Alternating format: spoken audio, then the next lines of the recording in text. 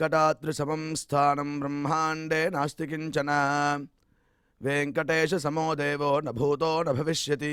ओं नमो वेङ्कटेशाय. திருமலா திருப்பதி தேவஸ்தானம் ஸ்ரீ வெங்கடேஸ்வரா பக்தி சேனல் இணைந்து வழங்கும் ஸ்ரீமத் பகவத்கீதா மூலபாராயணத்திற்கு அனைவரையும் வரவேற்கிறோம். மூகம் கரோதி வாசாலம் அங்கும் லங்கயதே கிரிம் யத் கிருபாதமஹம் வந்தே பரமானந்த மாதவம்.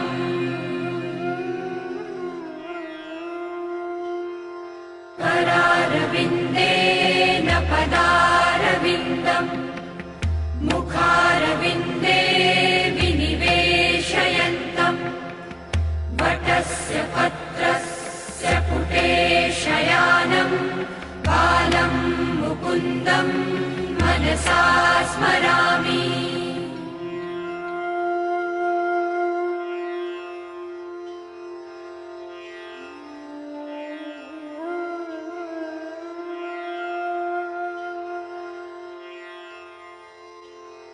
वसुदेवसुतं देवं कंसचाणूरमर्दनं देवकी परमानन्दं कृष्णं वन्दे जगद्गुरुम्. கீதா மாஹாத்மியத்தில் மல நிர்மாச்சலம் பும்சாம் ஜலஸ்நானம் தினே தினே சகர்த் கீதாம்பசி ஸ்நானம் சம்சார மலநாசனம் என்ற ஸ்லோகத்தின் அர்த்தத்தை பார்த்துவிட்டு மேற்கொண்டு பாராயணங்களை துவங்கலாம்.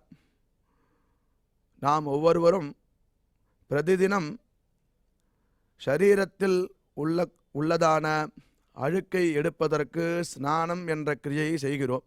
அதேபோல சம்சாரம் என்கிற மலத்தை அழிப்பதற்கு சகர்த் கீதாம்பசி ஸ்நானம் ஒரு தரம் ஆழ்ந்து இந்த கீதை என்ற நதியில் ஸ்நானம் செய்தோமென்றால் நம்மளுடைய மனோமலமானது விலகுகிறது என்று சொல்லப்பட்டுள்ளது. அவ்வழியில் முதலில் நாம் குரு பிரார்த்தனை மற்றும் சங்கல்பத்துடன் இந்நிகழ்ச்சியை இனிதே துவங்கலாம்.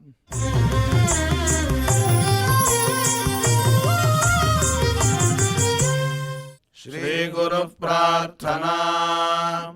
गुरु ब्रह्मा गुरुर्विष्णुर्गुरुर्देवो महेश्वरः. गुरु साक्षात् परं ब्रह्म तस्मै श्री गुरवे नमः.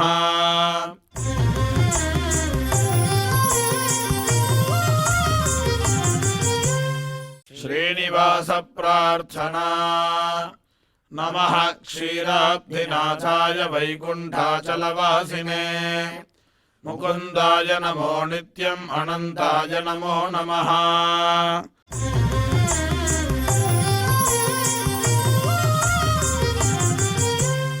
अथ श्रीमद्भगवद्गीता पारायण संकल्पः.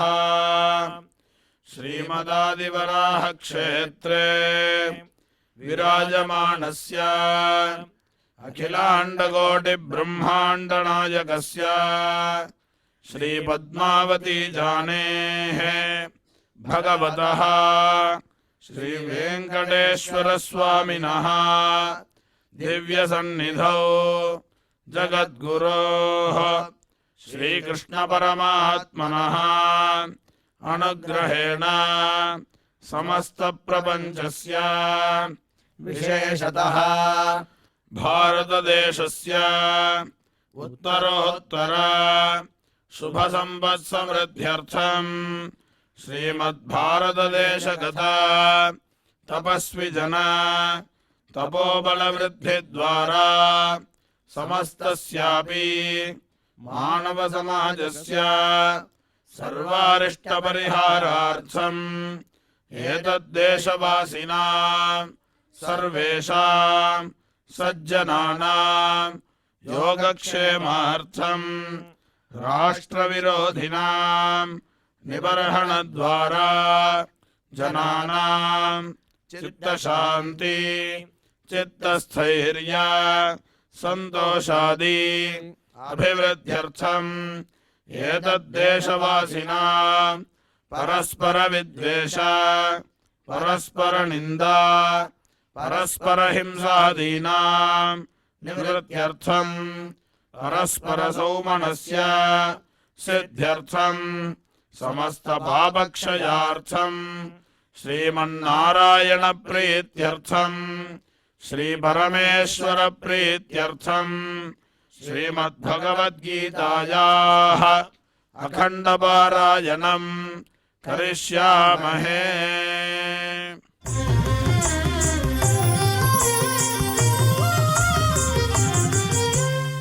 श्रीगीताः प्रार्थना श्रीवत्साङ्गं महोरस्कं वनमाला विराजितं शङ्खचक्रधरं देवं कृष्णं वन्दे जगद्गुरुम्।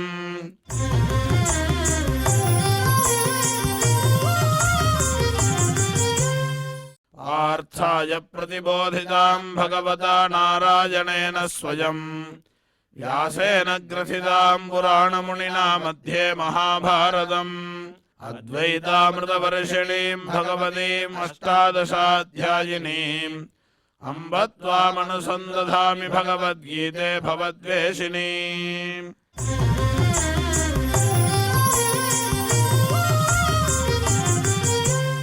श्रीवेदव्यास प्रार्थना व्यासं वसिष्ठनप्तारं शक्तेः पौत्रमकल्मषम् पराशरात्मजं वन्दे सुगतादन्तपोनिधिम्।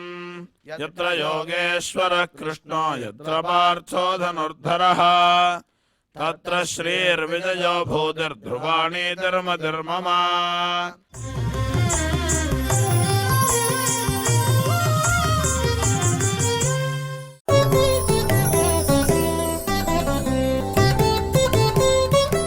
अभ्यासयोगयुक्तेन चेदसा नान्यगामिना परमं पुरुषं दिव्यं याति பார்த்தானுசிந்தயன். இப்பொழுது டாக்டர் உவே அனந்தபத்மநாபாச்சாரியார் அவர்கள் கீதையின் மூல ஸ்லோகங்களுக்கு அர்த்தம் விவரிப்பார். அதை கேட்டு மகிழ்வோம்.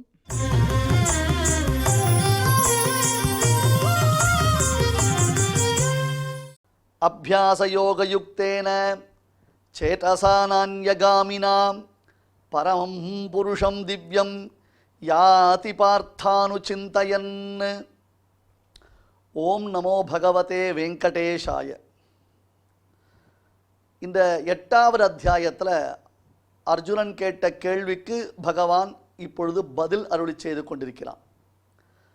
ஆர்த்தன், ஜிக்ஞாசு, அர்த்தார்த்தி, ஞானி என்பதாக 4வர். அதில் 2 பேரை ஒரே கேட்டகரியில் வச்சுட்டோம் நம்ம. ஆர்த்தன், அர்த்தார்த்தி, தட் இஸ் ஒருத்தன் இழந்த செல்வத்தை விரும்புபவன், மற்றொருத்தன் புதியதான செல்வத்தை விரும்புபவன். அவ்வளோதான். இழந்த செல்வத்தை விரும்புபவன் அப்படின்றத எப்படி புரிஞ்சுக்கணும் நம்ம அப்படின்னு கேட்டால், ஒருத்தர் இன்ட்ரடியூஸ் பண்ணுறார். அதோ போகிறாரே அவர் லாட்ரி சீட்டு வாங்கிய லட்சாதிபதி ஆனவர் அப்படின்னார். எவ்வளோ பெரிய விஷயம் அது. அவர் லாட்ரி சீட்டு வாங்கிய லட்சாதிபதி ஆனார். ஐயோ சூப்பரில். ஆமாம், அதுக்கு முன்னாடி இப்படி இருந்தார், கோட்டீஸ்வரராக இருந்தார். இதுதான் கான்செப்ட். புரியுறதோ இல்லையோ? ஒருத்தர் லாட்ரி சீட்டு வாங்கிய லட்சாதிபதி ஆனார், அதுக்கு முன்னாடி அவர் கோட்டீஸ்வரராக இருந்தார். தட் மீன்ஸ் என்ன அர்த்தம்? செல்வத்தை இழந்தவர் அப்படின்னு அர்த்தம். அதான் கான்செப்ட். ஆனால் ஆர்த்தன், அர்த்தார்த்தி 2 பேரும் செல்வத்தை விரும்பக்கூடியவர்கள். இன்னொருத்தன் யார்? கைவல்யார்த்தின்னு பேர். அவனுக்கு தன்னுடைய ஆத்மானுபவத்தையே விரும்பக்கூடியவன். அன்பர்களே, இந்த 8வது அத்தியாயம்ன்றது ரொம்ப டெக்னிக்கலான அத்தியாயம். இந்த 8வது அத்தியாயத்தில் வியாக்கியானங்களில் பலவிதமான அபிப்பிராய பேதங்களை பெரியோர்கள் காண்பிக்கிறார்கள்.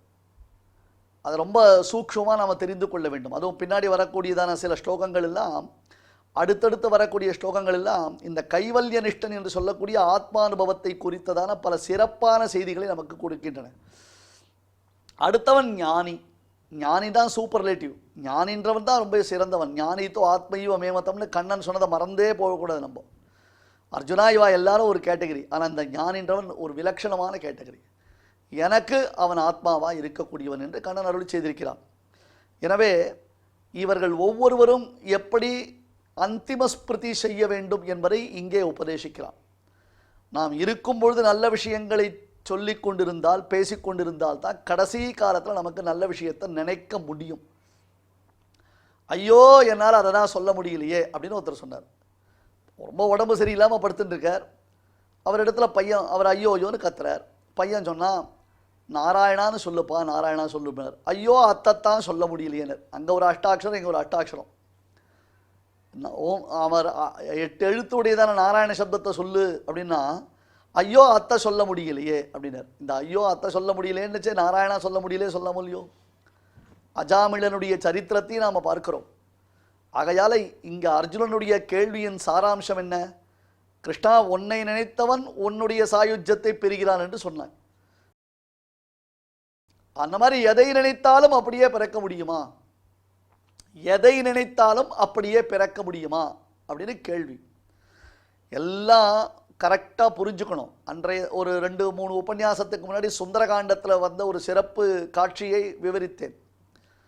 சீதாதேவி அங்கு இருக்கக்கூடிய கூட்டில் உள்ள புழு வண்டை பார்த்த உடனே அவள் பயந்தாள் என்று சொல்லுகிறோம். என்ன அர்த்தம்னா, தானாகவே அது மாறிவிடுதல் என்பதாக பொருள். அதுபோன்று இங்கே பகவானாகவே மாறிவிடுவானா? பகவானா மாறமாட்டான். பகவானை போன்றதான பெருமைகளை எல்லாம் அவன் பெறுகிறான் என்று புரிந்து கொள்ள வேண்டும். இந்த புரிந்து கொள்ளுதலே ரொம்ப ஜாக்கிரதையாக நாம் தெரிஞ்சுக்கணும். ஆகையால் எதை நினைத்து கொண்டு அவன் தன்னுடைய பிராண தியாகத்தை செய்கிறானோ அவன் அதுவாகவே பிறக்கிறான். இங்கேயும் ஒரு சின்ன விஷயத்தை கவனியுங்கள். ஜடபரதர் மானை நினைத்து கொண்டு உயிரை விட்டால் என்றால் அந்த மானாகவே அவர் பிறந்தாரா? இல்லை, அது போன்றதொரு மானாக பிறந்தார். ஜடபரதர் நினைச்சிட்டார் ஒரு மான்குட்டிய, அந்த மான்குட்டியாகவே ஜடபரதர் பிறக்கல. ஜடபரதர் அந்த மான்குட்டியை போன்று மற்றொரு மான்குட்டியாக பிறந்தார் என்பதை நாம் புரிந்து கொள்ள வேண்டும். அதனால் நாம் அடையும் பலன் நம்முடைய கடைசி ஸ்மரணை, அந்திம ஸ்மிருதி என்பதாக அதை சொல்லுகிறது. மகான்களே, மற்றொரு விஷயத்தை பிரசங்காத்துன்னு அர்த்தம், கான்டெக்ஸ்டுவலாக ஒரு விஷயம் சொல்கிறேன். குலசேகர ஆழ்வார் முகுந்த மாலையில் காண்பிக்கிறார். கிருஷ்ணத்வதீய பதபங்கஜ பஞ்சராந்தம் அத்யைவமே விஷது மானச ராஜஹம்சா பிராணப்பிரயாண சமயே கபவாத பித்தைஹி கண்டாவரோதன விதோ ஸ்மரணம் குதஸ்தே. சிலரை படிக்க சொன்னால் அதுக்குள்ளே என்ன அவசரம், கொஞ்ச நாள் போட்டோம் படிக்கலாம்னுவா. வேலை செய்ய சொன்னால் அதுக்குள்ளே என்ன அவசரம், கொஞ்ச நாள் கழிச்சு வேலை செய்யலாம் அப்படின்வா. சம்பிரதாய விஷயங்களை நன்கு தெரிந்து கொண்டு அதன் வழி நடக்கலாம்னா என்ன அவசரம், கொஞ்ச நாள் போகட்டும்னுவா. அதே மாதிரி பஞ்சசம்ஸ்காரம்ன்றதான சமாசிரணம் செய்து கொள்ளுங்கள் என்றால் இப்போ என்ன அவசரம், கொஞ்ச நாள் போகட்டும்னுவா. சரணாகதி என்பதாக ஆத்ம சமர்ப்பணத்தை செய்து கொள்ளுங்கள் அப்படின்னா கொஞ்ச நாள் போட்டோம் அதனால் என்னன்னுவா. இப்போ குலசேகர ஆழ்வார் பெருமாள் கிட்ட போனார். பெருமாளே, நான் இன்றைக்கே என்னுடைய ஆத்மாவை உங்கள் இடத்துல ஒப்படைக்கிறேன் அப்படின்னார். பெருமாள் சொன்னால் என்ன அவசரம், கொஞ்ச நாள் போகட்டும் என்ன. யூஸ்வலாக செய்து கொள்பவர்கள் சொல்ல வேண்டிய வார்த்தையை பகவான் சொன்னான். குலசேகர ஆழ்வார் சொன்னார், இல்லை இல்லை இப்பயே நான் கொடுத்துட்றேன் உங்ககிட்டேன்னார். ஏண்டானார், கடைசி காலத்தில் வாத்தம் பித்தம் கப்பம் ஸ்லேஷ்மா கோழைன்னு எல்லாம் தொண்டை குழியில் போய் உட்காந்து குழணும். வாயில் வார்த்தை வராது, வாயில் பேச முடியாது, வாய் கோணின்னு போகும், வாயில் அப்படியே குழன்னு தண்ணி கொட்டும், கண்ணெல்லாம் பஞ்சடைஞ்சுட்டு இருக்கும், அப்படியே மனசு பரிதவிச்சுட்டு இருக்கும். அப்போ போய் நாராயணான்னு சொல்ல முடியாது, வார்த்தை இழுத்துன்னு போகும். பிராண பிரயாண சமயே கப வாத பித்தைஹி கண்டாவரோதன விதம். கழுத்தை நெரிச்சா வாயில் வார்த்தை வருமா? ஒருத்தருடைய கழுத்தை நெரிச்சா இன்னொருத்தனால பேச முடியுமா? அந்த மாதிரி என்னால் சொல்ல முடியாது. அப்போதைக்கு இப்போதே சொல்லி வைத்தேன் அரங்க தரவணையானே. என்னப்பனே ரங்கநாதா, என்னைக்கோ ஒரு நாள் உங்ககிட்ட வந்து அப்படி தான் சொல்கிறதுன்னு வச்சுக்காத, நான் இப்பயே சொல்லிட்டேன் அப்படின்னு அப்போதைக்கு இப்போதே சொல்லி வைத்தேன் என்று ஆழ்வார்கள் பேசுகிறார்கள். இதெல்லாம் பிரபன்னனுடைய விஷயம், கன்ஃபியூஸ் பண்ணிக்கூடாது. இங்கே நாம் பகவத்கீதையில் பார்க்கும் விஷயம் பக்தனுடைய விஷயம். இன்றைய காலகட்டத்தில் இந்த பக்தி யோகத்தை செய்வதற்கு சிறந்த அதிகாரிகள் அதிகமாக இல்லை. அதனால்தான் சுவாமி ராமானுஜர் எல்லோரும் மோட்சம் அடைய வேண்டும் என்னும் பரந்த உள்ளத்துடன் எல்லோருக்கும் சரணாகதி என்னும் தத்துவத்தை உபதேசித்தருளினார். நன்னா புரிஞ்சுக்கோங்க. நீங்கள் நமக்கெல்லாம் பயமே வேண்டாம், ஆனாலும் நாம் நல்ல சிந்தனையை விடக்கூடாது, அதை புரிஞ்சுக்கணும். எனக்கு மோட்சம் கிடைக்க போகிறதுன்னு எப்போ பார்த்தாலும் இஷ்டத்துக்கு கண்ணாபிரான்னு பேசிட்டு இருக்கலாமா? வாயை திறந்தால் அருந்துதமான வார்த்தைகள்னா என்ன அர்த்தம்? அதாவது மற்றவர்கள் காது கொடுத்து கேட்க முடியாத அன்பார்லிமெண்ட்ரி வேர்ட்ஸ் அப்படின்னு அர்த்தம். அப்படியெல்லாம் பேசக்கூடாது. இருக்கும்பொழுது நல்ல நினைவு நமக்கு இருக்க வேண்டும் அப்படின்னு ஒன்று. அந்த கடைசி நினைவு என்பது எல்லாருக்கும் சித்திக்கணும்னு சொன்னால் ஆரம்பத்திலேருந்து ஒரே விதமாக அந்த நினைவை நாம் வளர்த்து கொள்ள வேண்டும். எப்பொழுதும் பகவத் தியான பராயணர்களாக நாம் இருக்க வேண்டும். எல்லா காலங்களிலும் பகவத் சிந்தனை, அதாவது ஒரு பாசிட்டிவ் வைப்ரேஷன் இன்னைக்கு லோகத்தில் எல்லாரும் பேசுகிறோம். அந்த மாதிரி ஒரு பாசிட்டிவ் வைப்ரேஷன் நமக்கு கிரியேட் ஆகிறதுக்கு என்ன ரீசன் அப்படின்னு கேட்டால், அந்த சிந்தனை நம்மை பக்குவப்படுத்தும். நல்ல எண்ணங்கள், நல்ல சிந்தனைகள் அப்படி சொல்கிறோம் இல்லையோ, அந்த நல்ல எண்ணங்கள், நல்ல சிந்தனைகள் நமக்கு ஒரு பாசிட்டிவான வைப்ரேஷனை கிரியேட் பண்ணும். ஆகையால் கடைசியில் நீ எப்படி தியானம் பண்ண வேண்டும் என்பதை பரமாத்மா இந்த ஸ்லோகங்களினாலே உபதேசம் பண்ணிக்கிறான். இதில் குறிப்பாக ஐஸ்வர்யத்தை விரும்புபவன் அண்டை குலத்து கதிபதியாகி அசுரர் இராக்கதரை என்பதான பாசுரம், பெரியாழ்வாருடைய திருப்பல்லாண்டு பாசுரம். இந்த பாசுரத்தில் ஆர்த்தன் அர்த்தார்த்தி இவர்கள் எவ்விதமாக உபாசிக்க வேண்டும் என்னும் பிரகாரம் சொல்லப்படுகிறது. அண்டாதிபதையே நமஹா, அண்டாதிபதையே நமஹா என்று பகவானை உபாசிக்கும் வழிமுறை சொல்லப்படுகிறது. அதனால் இப்பொழுது முதல்ல இந்த 8, 9, 10 இந்த ஸ்லோகங்களினாலே என்ன பண்ணுறான் அப்படின்னு கேட்டால், பரமாத்மா ஐஸ்வர்யார்த்தியானவன் தன்னை உபாசிக்க வேண்டிய பிரகாரத்தை அருளி செய்கிறான் என்பதை நாம் புரிந்து கொள்ள வேண்டும். இந்த கான்டெக்ஸ்ட் உங்களுக்கு புரியறதுக்காக மறுபடியும் ஒரு ரிவர்ஸ் ஸ்வீப் பண்ணின, வேற ஒன்றும் இல்லை.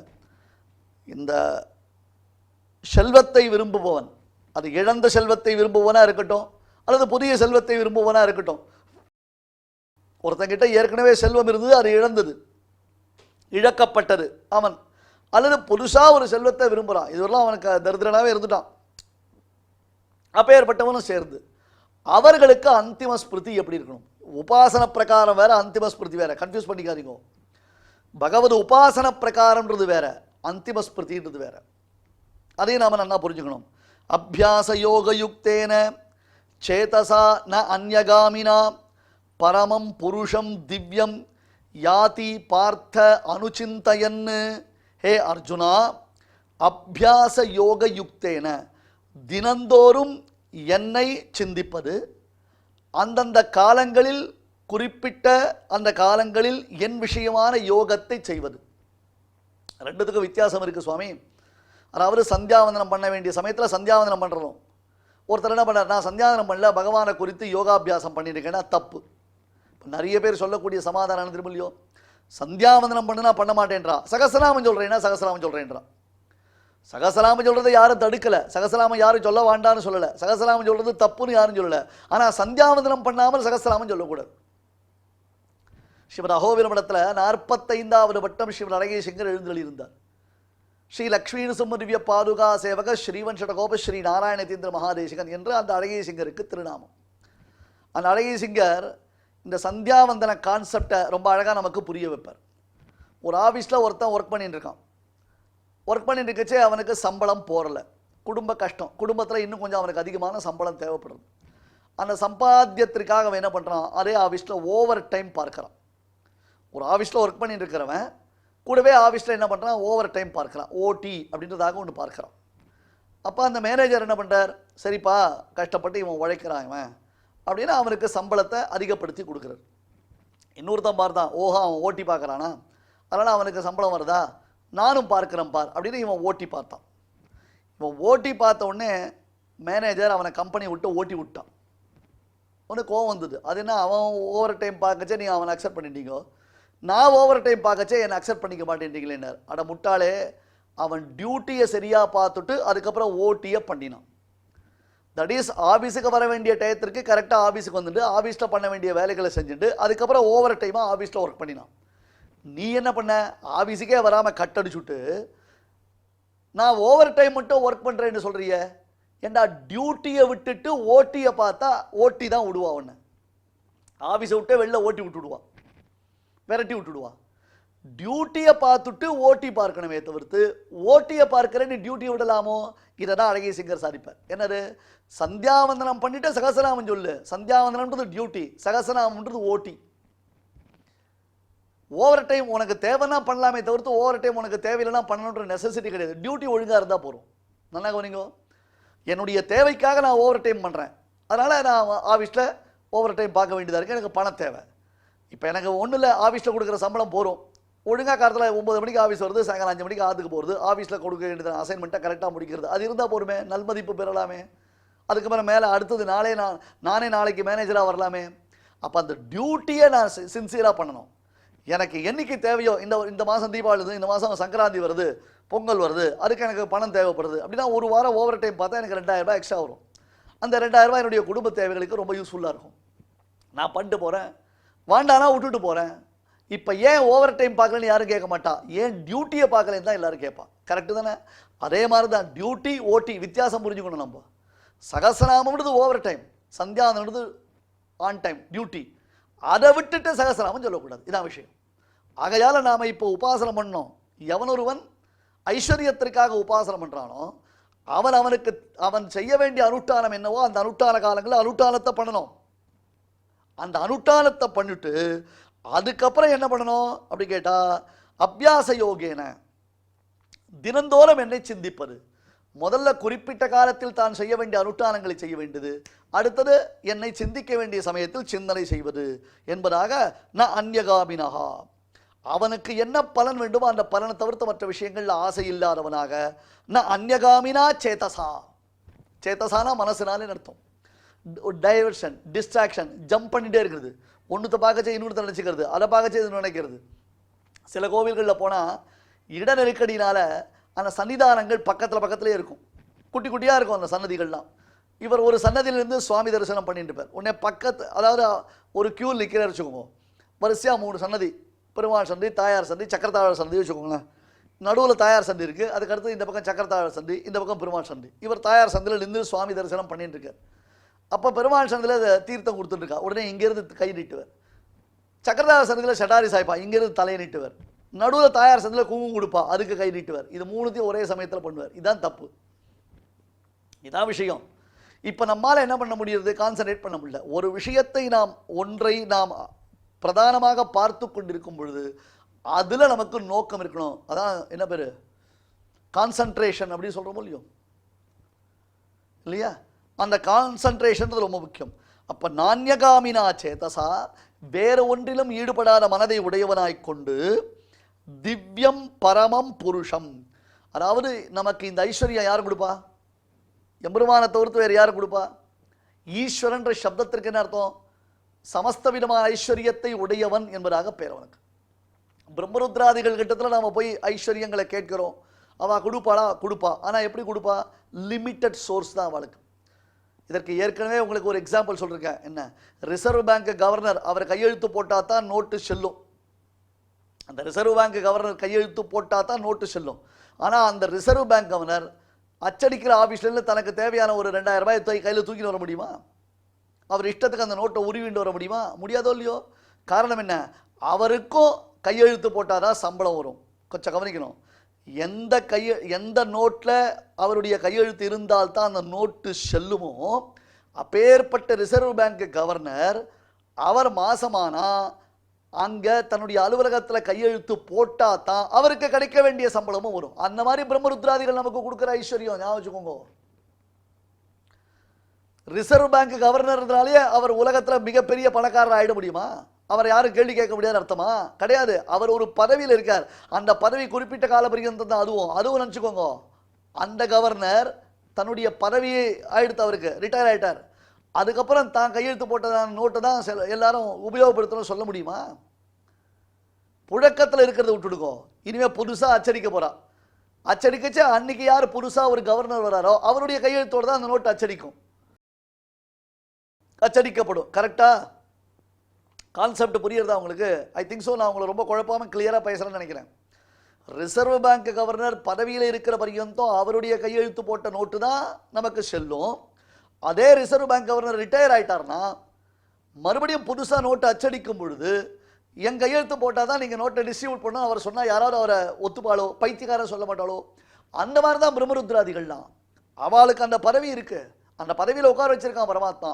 அது எத்தனை வருஷமோ அந்த வருஷத்தில் அந்த பதவியில் அவள் இருப்பாள். அதுவரெல்லாம் அவளுக்கு சிருஷ்டியாதி வியாபாரங்கள் உண்டு. அது முடிஞ்சதுன்னா அடுத்தது அவளும் சாமானியமான ஒரு ஜீவாத்மாவாக நம்மளை போல தான் இருக்க முடியுமே தவிர்த்து அவளுக்கு பதவியோ பட்டமோ கிடையவே கிடையாது. அவளால் ஒன்றும் பண்ணவும் முடியாது. அப்போ அவள் கொடுத்த ஐஸ்வர்யம் என்னாகும்?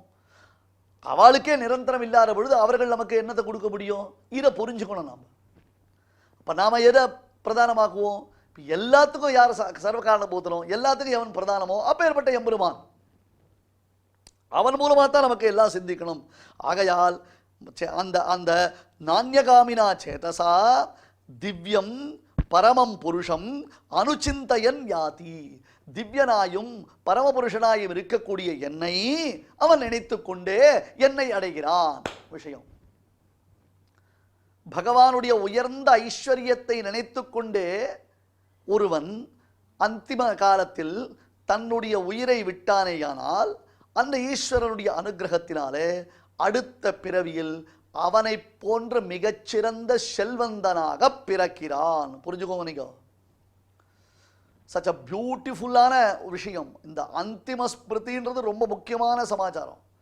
இந்த அந்திம ஸ்மிருதி விஷயமாக பல ஆராய்ச்சிகளை நம்முடைய பூர்வர்கள் செய்து வைத்திருக்கிறார்கள். நிறைய ஆராய்ச்சி இந்த விஷயத்துல இருக்கு. அதனால பிரதிதினமும் செய்யக்கூடிய அபியாசத்தினாலேயும் யோகத்தினாலேயும் மனதை பகவான் தவிர்த்து மற்ற விஷயங்கள் செலுத்தாமல் இருக்க வேண்டும். ஒரு டாக்டர் கிட்ட போறோம், ஒரு வைத்தியம் நடந்துட்டு இருக்கு, உடனே அங்கேருந்து அலோபதியிலேருந்து ஹோமியோபதி, ஹோமியோபதியிலேருந்து வெங்கடாச்சலபதி இப்படி மாற்றிட்டே இருந்தா அது சுவாரஸ்யப்படாது. ஒரு டாக்டர் கிட்ட போய் ஒரு வைத்தியம் பண்ணிக்கும் பொழுது அந்த வைத்தியத்திற்கு உண்டானதான ஒத்துழைப்பு நம்ம கிட்ட இருந்ததுன்னா கடைசியில் அந்த வைத்தியம் சக்சஸ்ஃபுல்லாக வரும். ஒரு ஆசிரியரிடத்துல ஒரு மாணாக்கன் பயின்று கொண்டிருக்கும் பொழுது அந்த மாணாக்கனுடைய மனசு அந்த தான் தன்னுடைய ஆசிரியர் எதை பயிற்றுவிக்கிறாரோ அந்த விஷயத்துல அவனுடையதான நோக்கு, அவனுடையதான கூர் நோக்கு என்பது இருக்கணும், கான்சன்ட்ரேஷன் இருக்கணும். ஆகையால என்னை சிந்திப்பவன், இதை எப்படி சிந்திக்கணும்ன்றதான பிரகாரத்தை அடுத்த 2 ஸ்லோகத்தினால பரமாத்மா அருளி செய்ய போகிறான்.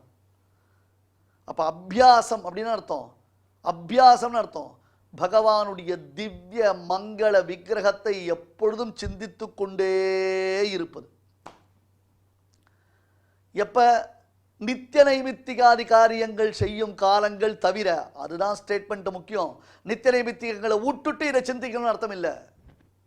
மீண்டும் வலியுறுத்துகிறேன், டியூட்டி வேற ஓட்டி வேற. டியூட்டியை பண்ணிட்டு ஓட்டி பார்க்கலாமே தவிர்த்து டியூட்டியை பார்க்காமல் ஓட்டி பார்க்க முடியாது.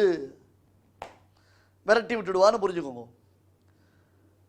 இப்படி எல்லா காலங்களிலும் அவனை நினைத்து கொண்டிருந்தால் மட்டும்தான் அவனுக்கு அபியாசம் சிறக்குமே தவிர்த்து அப்புறம் பார்த்துக்கலாம், இப்பயே என்ன அவசரம் அப்படின்னு சொல்லக்கூடாது. வெறும வாயில வார்த்தையை சொல்லிட்டு கூடாது.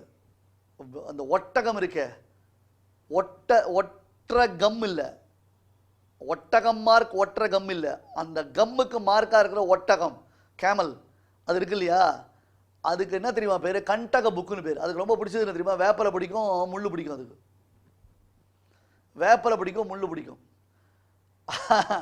அதுகிட்ட நல்ல வெல்லம், ஃபர்ஸ்ட் கிளாஸ் தும்கூர் அச்சு வெல்லம். அந்த அச்சு வெல்லத்தை அதுகிட்ட கொடுத்தா அந்த ஒட்டகம் என்ன பண்ணும்? சாப்பிட தெரியுமா? அதுக்கு துப்பும். அது அந்த மாதிரி நீயட்ட பிரேம ருச்சுలు நாமலுச்சி தெரிசுனானுகர் தியாக பிரம்மம். உன்னிடத்துல பிரேமை இல்லாமல் பகவன் நாமாக்களை சொன்னா பிரயோஜனம் உண்டா? இப்ப இந்த நியூ இயர், பொங்கல் அந்த மாதிரி சமயத்தில் தான் கேலண்டர் போட்டு கொடுக்குறான். கேலண்டரில் விதவிதமாக பகவானுடைய படங்களை அச்சு போட்டு கொடுக்குறான். நமக்கு ஆச்சரியமாக இருக்கும், என்ன பியூட்டிஃபுல்லாக எடுத்திருக்கா பார், செம்மையாக இருக்குது. சில சமயம் கிழிஞ்சு போன கேலண்டரை வெளில தூக்கி போடுறதுக்கு கூட நமக்கு சென்டிமெண்ட்டு மனசை ஒத்து வர மாட்டேங்குது. அவ்வளவு கிளாரிட்டியோட அவ்வளோ தத்ரூபமாக அழகாக அந்த கேலண்டரை பிரிண்டெல்லாம் போட்டு வச்சுருக்கான். நமக்கு அதை மாட்டி டெய்லி கார்த்தால பெருமாள் சேவிக்கிறோம். திருவேங்கடமுடியான சேவிக்கிச்சே டிடிடி கேலண்டரை வாங்கி வந்து மாட்டி வச்சா ஆற்றுல ஒவ்வொரு நாளைக்கு ஒவ்வொரு விதமாக பெருமாள் சேவை சாதிக்கலாம். ஒவ்வொரு மாதத்துக்கு ஒவ்வொரு விதமான கேலண்டர், அது அந்த ஷீட் இருக்குது, சூப்பராக இருக்குது, பார்க்கச்சே அட்ராக்ஷனாக இருக்குது இல்லையா? சேவிக்கச்சே மனசுக்குள்ளே ஒரு சந்தோஷம் உண்டாருது. ஆனால் அதே கேலண்டரை பிரிண்ட்டு போடுற இடத்துல ப்ரெஸ்ஸில் போய் நீங்கள் பார்த்தீங்கன்னா பாதி பிரிண்ட்டை கீழே வேஸ்ட் பண்ணி அது மேலே ஏறி நின்று தான் அந்த பிரிண்ட்டே போடுவோம்.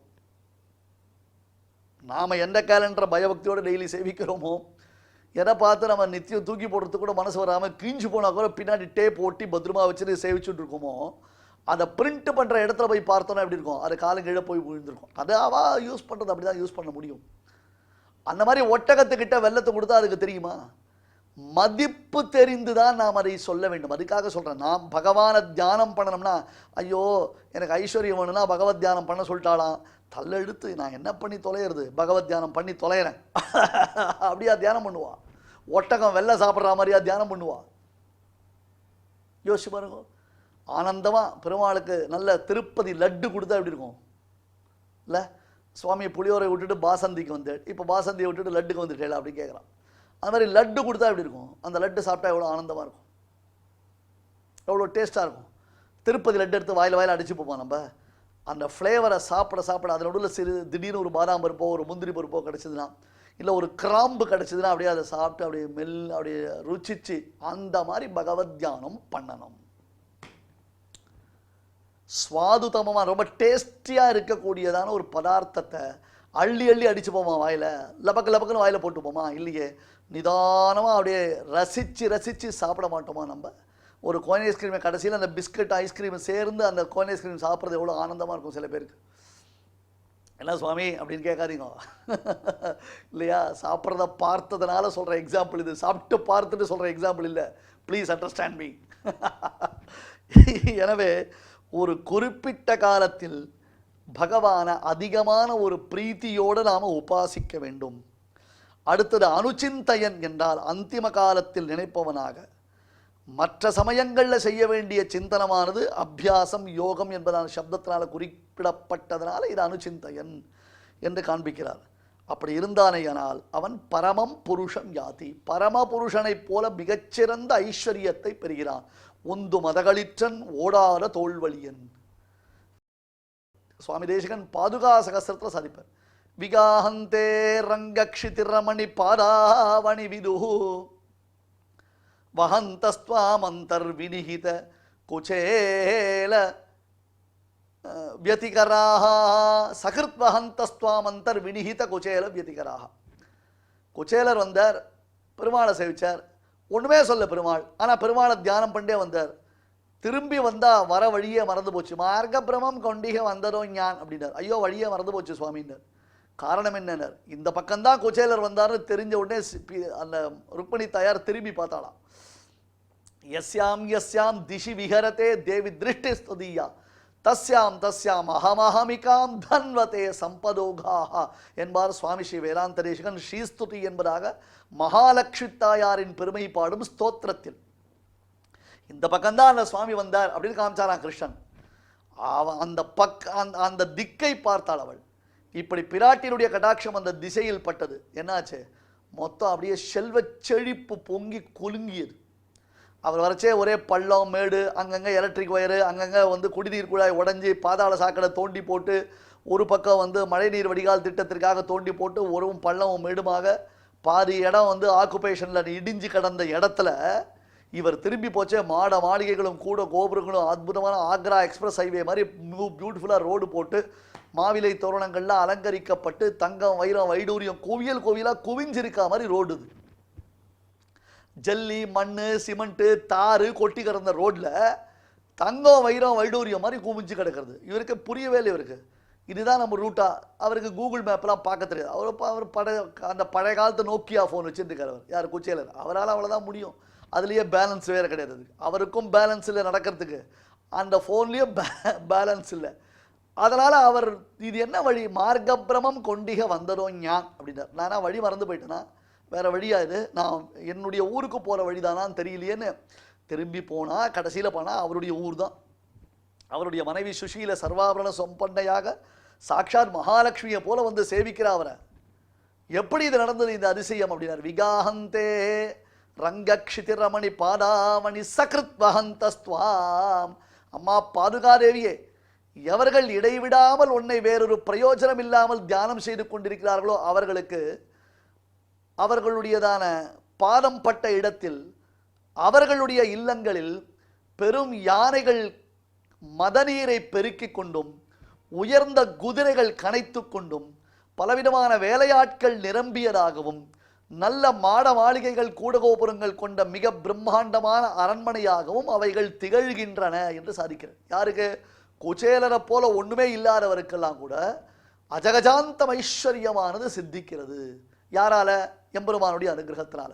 அப்ப இவன் அந்திம ஸ்மிருதியில பகவானை தியானித்து கொண்டே, ஐஸ்வர்யசீலனான பரமாத்மாவை தியானித்து கொண்டே இவன் அந்திம ஸ்மிருதி உசுர விட்டானேயானால் அதற்கு பிறகு அவன் ஐஸ்வர்யம் அளவில்லாமல் அடைகிறான் என்று இந்த ஸ்லோகத்தினாலே எம்பெருமான் காண்பிக்கிறான். அபியாச யோக யுக்தேன சேதசா நான்யகாமினா பரமம் புருஷம் திவ்யம் யாதி பார்த்த அனுசிந்தயன். ஸ்ரீமதே பகவதே பாஷ்யகாராய நமஹ. இப்பொழுது அடியன் சொல்றத எல்லாரும் திருப்பி சொல்லவும். அபியாச யோக யுக்தேன சேதசா நான்யகாமினா பரமம் புருஷம் திவ்யம் யாதி பார்த்தானுசிந்தயன். இப்பொழுது இந்த ஸ்லோகங்களை நாம் அனைவரும் சேர்ந்து பாராயணம் செய்யலாம். அபியாசயோகயுக்தேன சேதசா நான்யகாமினா பரமம் புருஷம் திவ்யம் யாதி பார்த்தானுசிந்தயன். தெய்வத்தை ஆராதிக்கும் உன்னதமான வழிகளில் நாம சங்கீர்த்தனம் மிகச் சிறந்தது.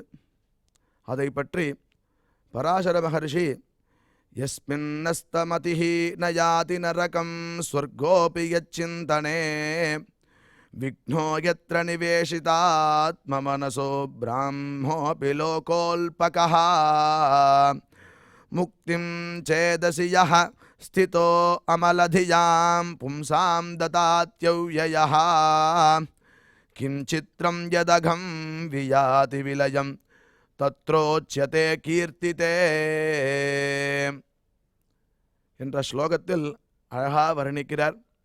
எவரை மனதில் கொண்டால் ஒருவன் நரகத்தை அண்டவே மாட்டானோ அவ்வாறே சொர்க்கம் கூட அவனுடைய சிந்தனைக்கு தடையாக தோன்றுமோ, எந்த ஆழ்ந்த பக்திமானுக்கு பிரம்மலோகம் கூட துச்சமாக எண்ணத்தக்கதாகுமோ, அது மட்டும் இல்லாமல் எப்பொழுதுமே சுத்தமான சிந்தனையுடன் உள்ள மனதில் அவர் குடிகொண்டுள்ளதால் வீடு என்ற முக்தியை நமது தமிழில் அறம்பொருள் இன்பம் வீடு என்று சொல்லுள்ளது. வீடு என்ற முக்தியை அளிக்க சித்தமாக இருக்கிறாரோ அப்படிப்பட்ட அவ்யயா சாஸ்வதமான ஹரி தனது நாமத்தை கீர்த்தனை செய்யும் அவனது பாபங்களை அறவே ஒழிக்கிறான் என்று சொல்வதில் என்ன ஆச்சரியம் உள்ளது என்று கேட்கிறார். ஆதலால் நாம் அவ்வளவு பெருமை மிக்க சுவாமியின் நாம சங்கீர்த்தனத்தை கேட்போம்.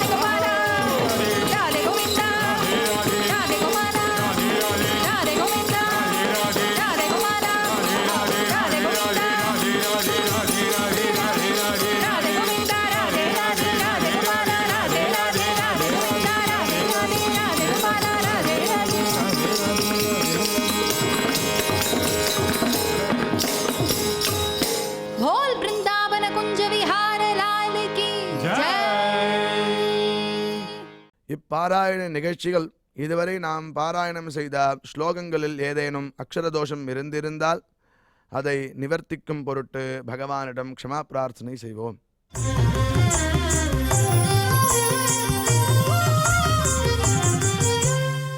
अथ क्षमा प्रार्थना यदक्षरपदभ्रष्टं मात्राहीनं च यद्भवेत् तत्सर्वं क्षम्यतां देव नारायण नमोऽस्तु ते.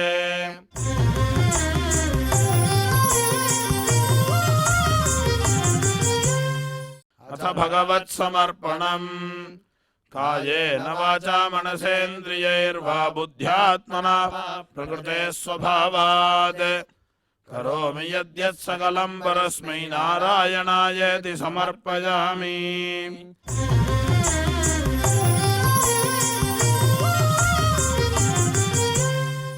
अथ लोकक्षेम प्रार्थना सर्वे भवन्तु सुखिनः सर्वे सन्तु निरामयाः सर्वे भद्राणि पश्यन्तु मा कश्चित् दुःखभाग् भवेत्.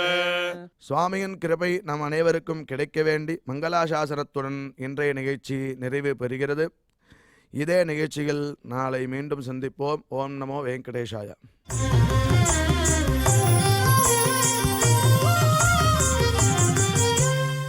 अथ मङ्गलम् श्रियः कान्ताय कल्याणनिधये निधयेऽर्थिना श्रीवेङ्कटनिवासाय श्रीनिवासाय मङ्गलम्.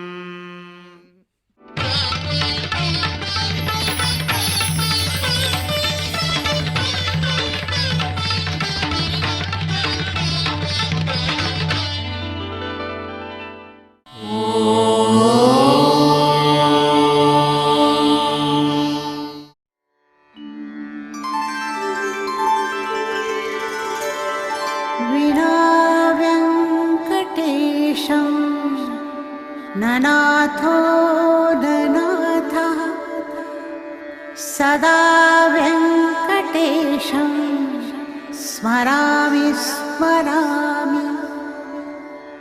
हरे वेङ्कटेश प्रसीद प्रसीद. प्रियं वेङ्कटेश प्रयच्छ प्रयच्छ.